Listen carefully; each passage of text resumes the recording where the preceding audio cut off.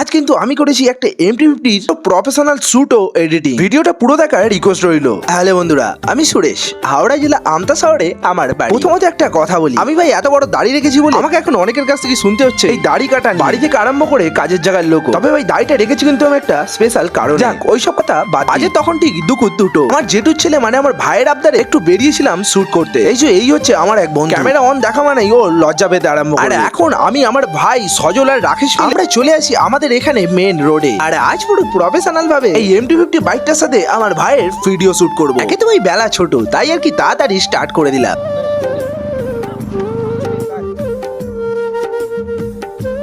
আর ঠিক এইভাবেই আমরা এই শ্যুটটা কমপ্লিট করি। এখানেই কিন্তু শেষ নয় ভাই, MT-50 সাথে সাথে TVS এন্টরটা যেটা আমার বন্ধু রাকেশ ওরও কিন্তু আমি ভিডিও শুট করেছি। আর ফাইনালি এইভাবেই আমাদের ভিডিও শুট কমপ্লিট হয়। আর এখনো পর্যন্ত যেহেতু MT-50 ভিডিওটা আমার এডিটিং কমপ্লিট হয়েছে, এটাই কিন্তু আমি অ্যাড করলাম।